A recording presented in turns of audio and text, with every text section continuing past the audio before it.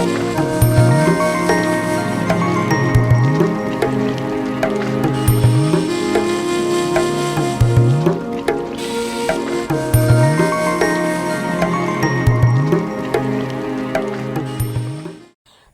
hello everyone and welcome to a new vlog. তো যেমনটা তোমরা লাস্ট ভ্লগে দেখেছিলে, আমরা আমাদের ভ্যাকেশন কাটাতে কিন্তু চলে গিয়েছিলাম দার্জিলিংয়ে। আর ফার্স্ট ডেটা আমরা স্টে করেছিলাম চারকোলে।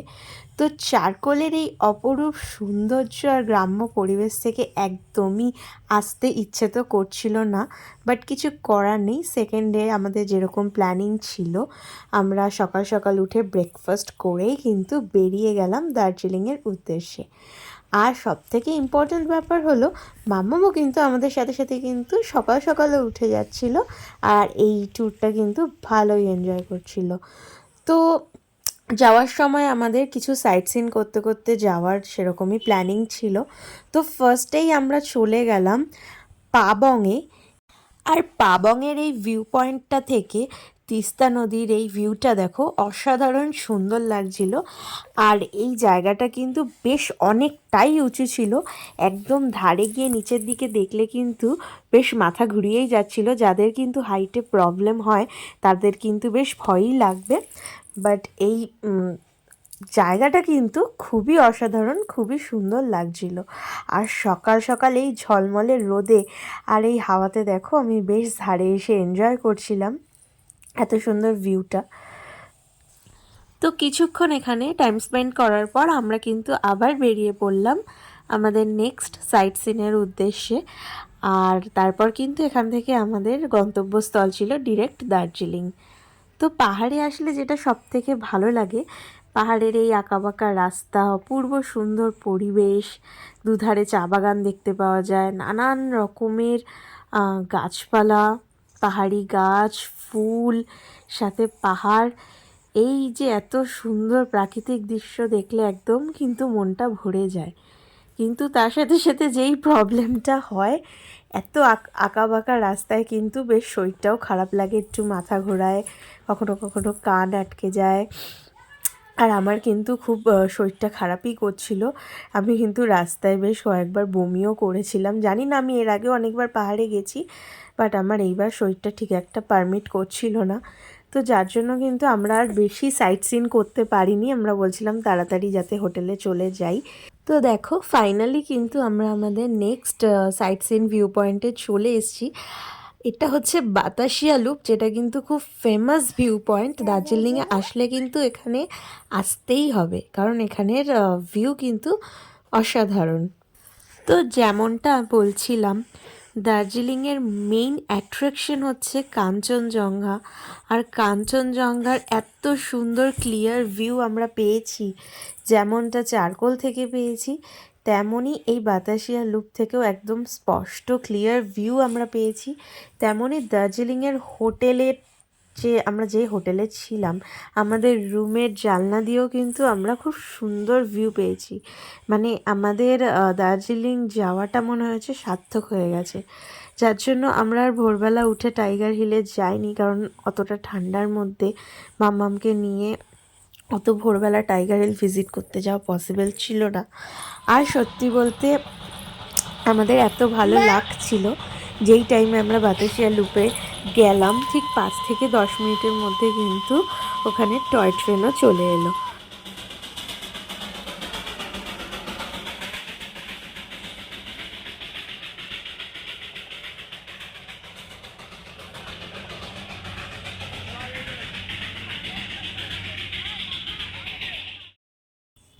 তো যেহেতু এটা আমার ফার্স্ট টাইম দার্জিলিংয়ে যাওয়া, তো আমি কিন্তু বেশ এক্সাইটেড ছিলাম, সেটা তোমরা দেখেই বুঝতে পারছো। তো এখানে কিন্তু পরপর দুটো টয় ট্রেন এসেছিলো। একটা যেটা পুরনো টয় ট্রেন হয়, কয়লা চালিত টয় ট্রেন, যেটা দিয়ে অনেকটা ধোঁয়া বেরোয়। আর নেক্সট এসেছিলো কিন্তু একটা ডিজেল চালিত টয় ট্রেন। হ্যাঁ, মেবি ওটা ডিজেল চালিতই হবে, আমি ঠিক কনফার্ম নই, বাট দুটো টয় ট্রেন এসেছিলো ওখানে। তো বেশ 15 মিনিট মতন ট্রেনগুলো ওখানে বাতাসিয়া লুপে, মানে এটা কিন্তু একটা প্ল্যাটফর্ম, তো ওখানে স্টে করেছিল। আর আমরাও বেশ অনেক ছবি টবি তুললাম, কিছু রিলস বানালাম। তো তারপর কিন্তু আমরা চলে গেলাম আমাদের হোটেলে।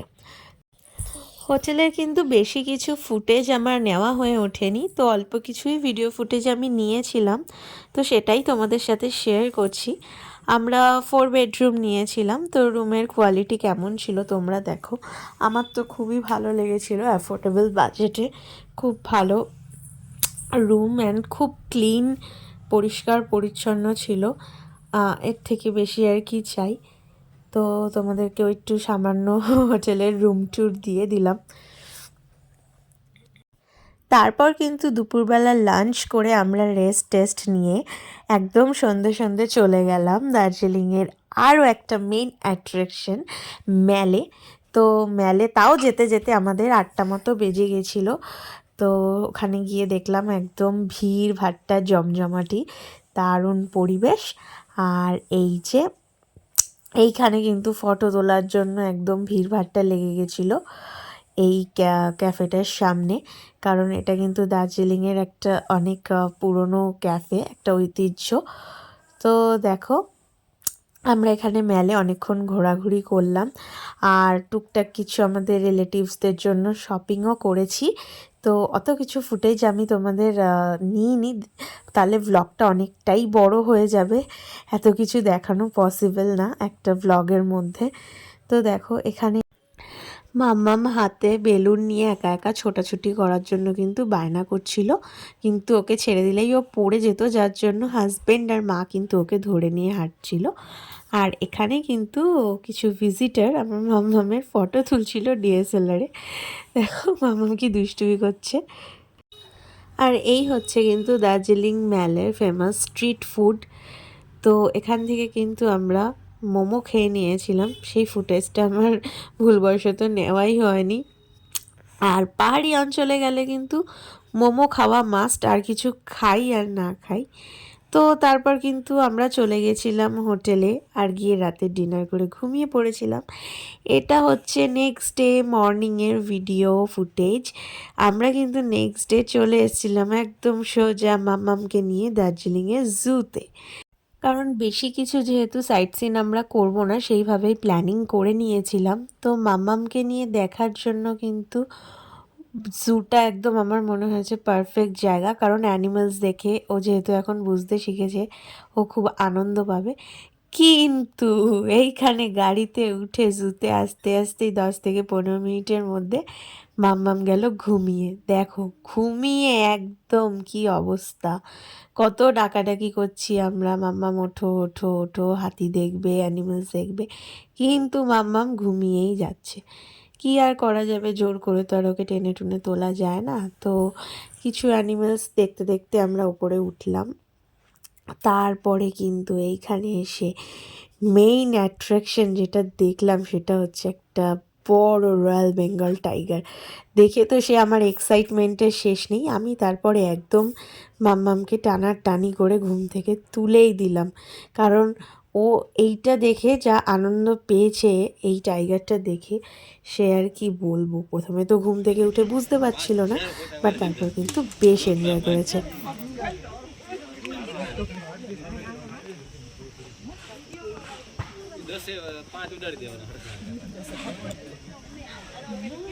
তুই এরকম দাঁড়াবে, হ্যাঁ তোমরা, হ্যাঁ আমিও প্রথম এত কাছ থেকে, আর কত বড়। ও আসছে, আবার আসছে, আবার আসছে, দাঁড়াও। এদিকে ফেরো, তোমরা এদিকে ফেরো, তোমরা এদিকে ফেরো, তোমরা একটু এদিকে ফেরো। হ্যাঁ না, এগুলো হোয়াইট মাংকি।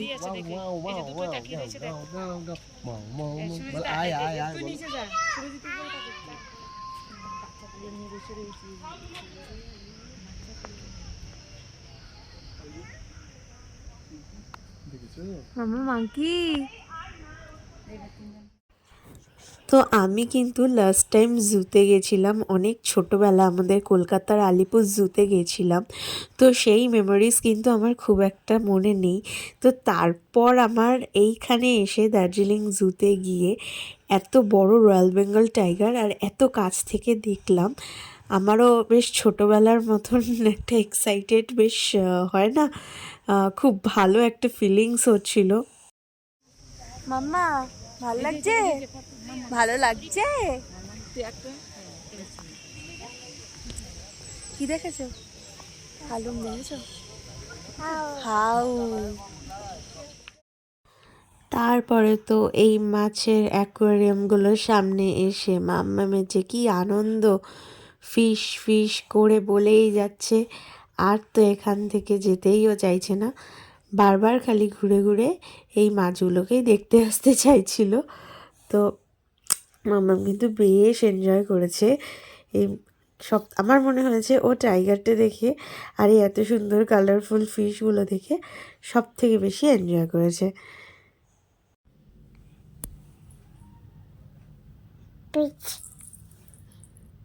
কি দেখছো এগুলো?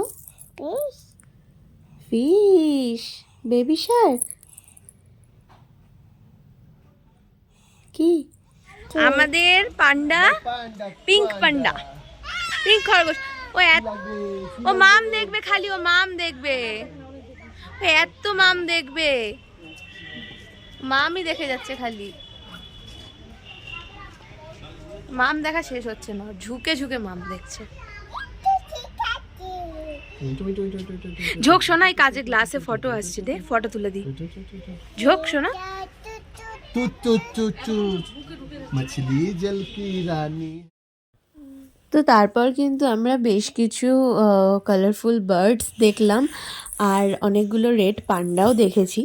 কিন্তু শীতের কারণে ওগুলো বেশ একটু ওদের যে ঘর করে দেওয়া ছিল সেই ঘরের ভেতর একটু আড়ালে ছিল, গাছের পাতার আড়ালে বসেছিল, ক্যামেরায় খুব একটা ভিজিবল হচ্ছিল না, তার জন্য সেই ফুটেজগুলো আর দিলাম না। তো জুতে খুব সুন্দর টাইম স্পেন্ড করার পরে আমরা কিন্তু বেরিয়ে পড়লাম, এবার চলে যাব ডিরেক্ট হোটেলে, এরকমই প্ল্যানিং ছিল। কিন্তু না, যেতে যেতে রাস্তাতে কিন্তু আমরা আরও একটা সাইট সিন করেই নিয়েছিলাম, কারণ আমাদের ড্রাইভার বলল যে এটা অন রোডই পড়বে, কোথাও বেশি দূর যেতে হবে না। কিন্তু তার মাঝে আমার চোখ পড়ে গেল জু থেকে বেরিয়েই এই চটপটা চাটের উপরে। তো আমি আর লোভ সংবরণ না করতে পেরে খেতে দাঁড়িয়ে পড়লাম।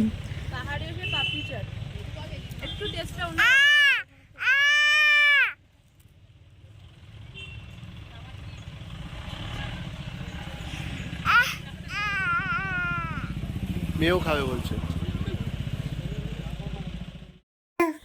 তো তোমরা দেখো এখানে মাম্মাম কিন্তু খাওয়ার জন্য হাজব্যান্ডের কোল থেকে চিৎকার করছিল আ করে।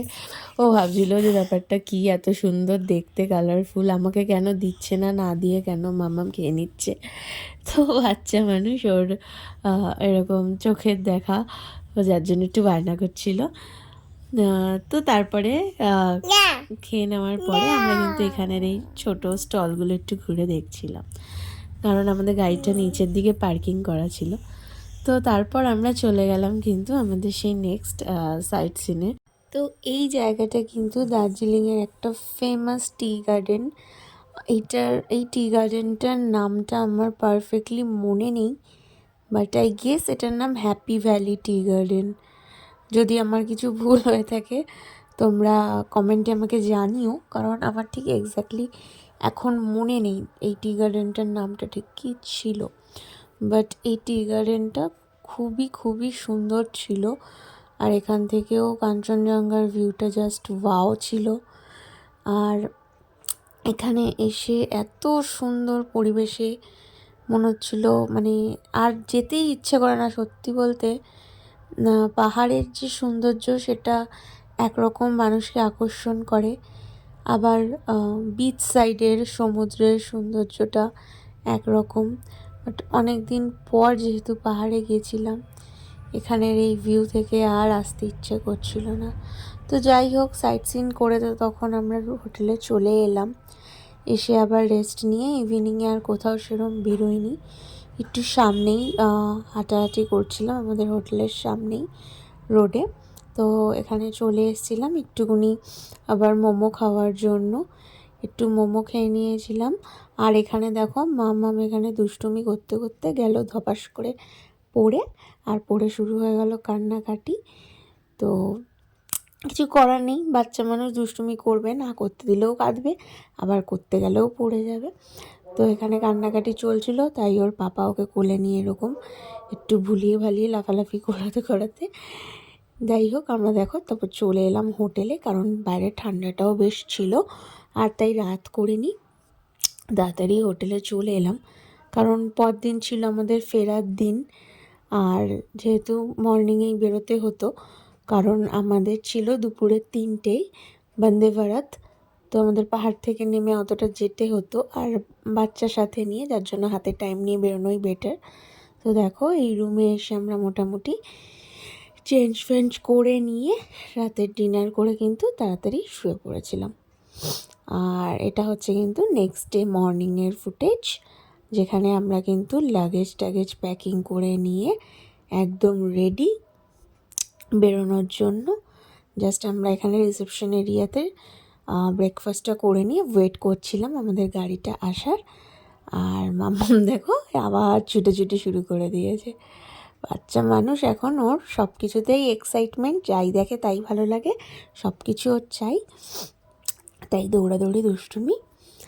তো ফাইনালি কিন্তু আমাদের গাড়ি চলে এলো আর আমরা পাহাড় থেকে নেমে বেরিয়ে চলে এলাম। আর এসেই একদম এনজিপিতে রিচ করেই দেখি কিন্তু আমরা একদম এক্স্যাক্ট পারফেক্ট টাইমে রিচ করেছিলাম। মানে আমাদের 3টে ট্রেন ছিল, আমরা রিচ করেছিলাম যখন মোটামুটি 2:40-45 মতো হয়ে গেছিলো। তো ট্রেন কিন্তু অলরেডি চলে এসেছিলো।